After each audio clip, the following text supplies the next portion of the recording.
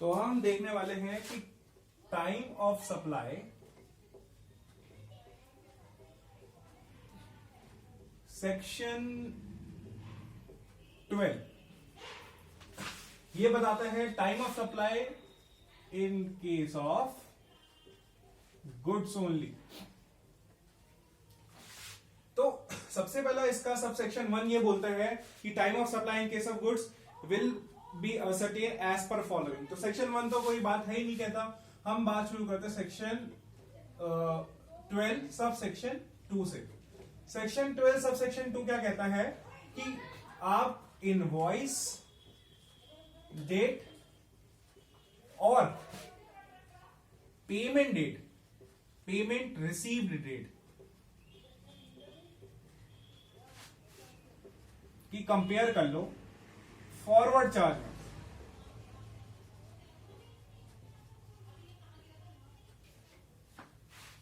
इसका क्या मतलब है? फॉरवर्ड चार्ज मतलब जब एक सप्लायर है और ये रिसिपिएंट है, सप्लायर जब सप्लाई करता है गुड्स इसको, और जब ये अमाउंट देता है तो ये अमाउंट इंक्लूसिव ऑफ टैक्स होती है और ये टैक्स की लायबिलिटी सप्लायर को देनी पड़ती है। इसमें एक रिवर्स चार्ज भी है, वो हम बाद में पढ़ेंगे। तो supply of time of supply in case of goods section sub section 2, invoice date और पेमेंट रिसीव डेट हमें दो कंपेयर करनी है। इनवॉइस डेट क्या कहती है? इनवॉइस डेट में भी हल्का सा पॉइंट है कि आपके पास दो इनवॉइस होगा, एक invoice date drawn by supplier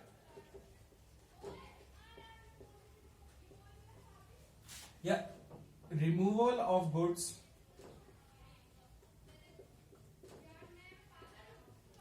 as per section 31। इसका क्या मतलब है? एक एग्जांपल लेके इसका मतलब समझते हैं। एक सप्लायर है, एक रिसिपिएंट है। सप्लायर ने इसे गुड्स की डील करी और ये बाकी इसमें पैसे भेजेगा। अब इसने जो इनवॉइस ड्रॉ किया, इनवॉइस इसने ड्रॉ किया सपोज 1 जनवरी को किया। रिमूवल गुड्स का हुआ सपोज 31 दिसंबर, एक साल पहले। ये 2021 में हुआ, ये 20 में हुआ, ये सिनेरियो हुआ। अब यहां पे ध्यान रखना कि एज पर सेक्शन 31 जब रिमूवल ऑफ गुड्स हो जाए, जब रिमूवल ऑफ गुड्स हो जाए, ये लास्ट डेट होती है ऑफ इशूइंग इनवॉइस। अब जो ये वाली डेट को इनवॉइस किया है, इसका क्या, ये इनवैलिड माना जाएगा और ये डेट आपकी क्या होगी, इनवॉइस की डेट मानी जाएगी। तो अगर मैं यहां पे देखा जाए कि इनवॉइस डेट में हमें दो डेट कंपेयर करनी है, invoice date drawn by supplier और invoice date as per section 31 which is removal of good. इनमें से जो अर्लियर हो, इनमें से जो अर्लियर हो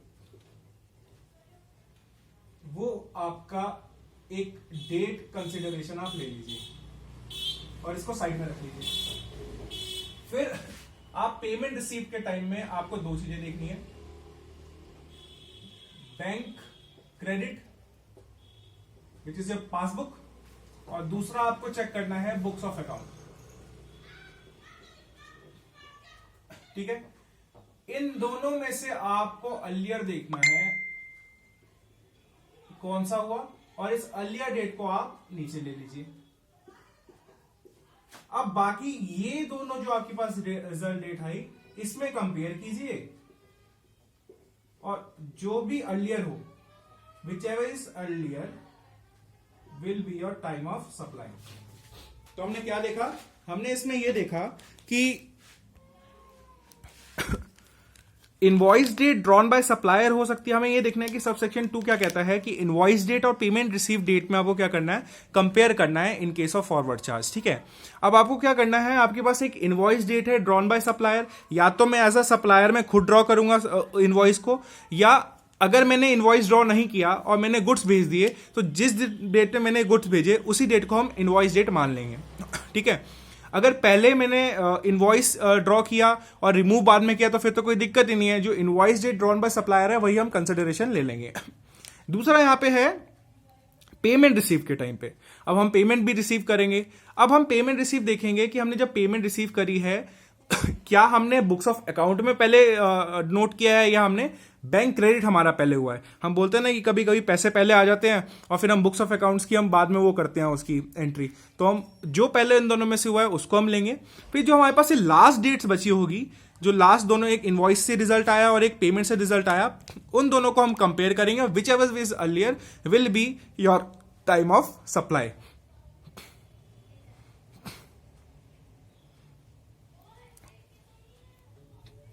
अब हम देखेंगे time of supply in case of subsection 3 which is reverse charge.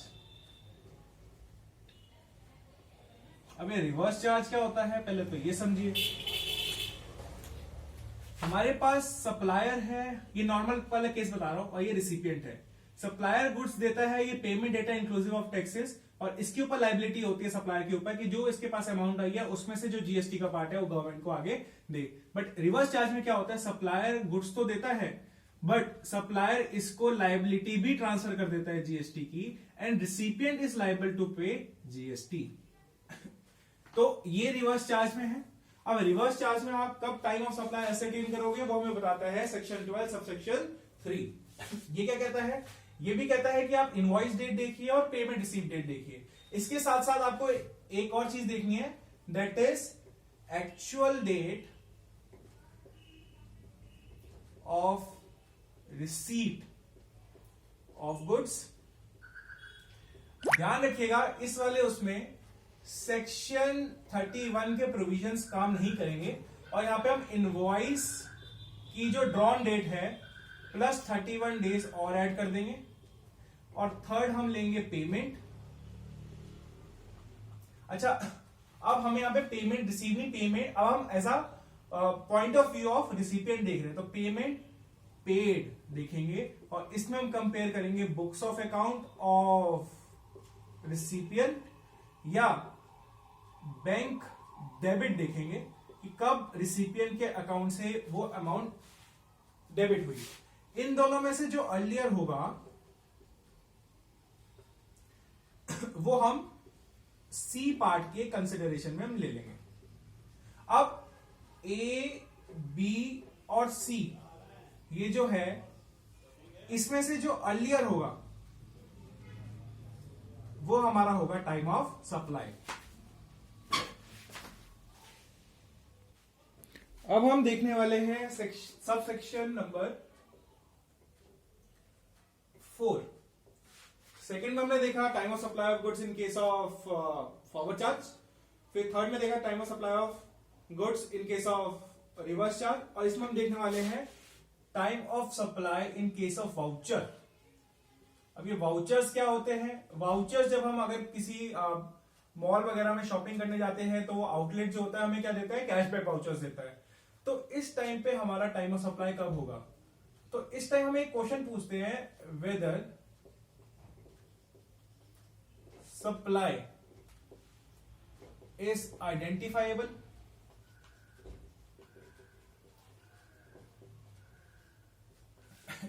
अगर इसका आंसर यस है, अगर हम सप्लाई देख सकते हैं और हम सप्लाई आइडेंटिफाई नहीं कर सकते, इसका मतलब पहले समझिए कि आइडेंटिफाइबल क्या होगा। फॉर एग्जांपल अगर मैं एक प्यूमा के आउटलेट में जाता हूं और प्यूमा का मुझे 200 रुपए का कैशबैक मिलता है, सपोज कीजिए मुझे एक वाउचर मिलता है कि 200 रुपए आप या 500 रुपए आप अगली शॉपिंग आप कर सकते हैं। हाँ, तो अब यहां पे सप्लाई आइडेंटिफाइबल है कि मैं सिर्फ उसको लेके प्यूमा के ही स्टोर पे जा सकता हूं, तो यहां पे सप्लाई मेरी आइडेंटिफाइबल है। अच्छा जी, अगर मुझे ये लगता है, अगर मुझे एक कूपन मिलता है एक मॉल से, और मॉल कहता है कि आप 2000 रुपए लेके आप हमारे मॉल में कोई भी आउटलेट से शॉपिंग कर सकते हैं, तो यहाँ पे सप्लाई आइडेंटिफाइबल नहीं है। मैं शायद उसे मैकडोनल्ड्स आउटलेट में यूज कर सकता हूँ उसके, या मैं मूवी थिएटर उसी मॉल के यूज कर सकता हूँ, तो यहाँ पे सप्लाई मेरी आइडेंटिफाइबल नहीं है, मैं उसे कहाँ यूज करने वाला हूँ। तो इन दोनों केसेस में वाउचर में टाइम ऑफ सप्लाई कब होगी ये हमें देखनी है। तो अगर सप्लाई आइडेंटिफाइबल है तो time of issue of voucher will be my time of supply. और अगर नहीं है तो रिडेम्पशन जब होगा उसका, वही टाइम मेरा टाइम ऑफ सप्लाई हो जाएगा। कि अगर मैं जानता हूं कि ये बंदा प्यूमा के ही आउटलेट में करेगा, तो जब वो आप इसे इशू कर रहे हो वाउचर, तभी आप क्या कर दो, उसको आप टाइम ऑफ सप्लाई डिक्लेयर कर दो। बट अगर आप सप्लाई आइडेंटिफिएबल नहीं है, तो जब रिडम्पशन होगा उसका, तब आप उसको क्या कर दो, as a time of supply मान लीजिए।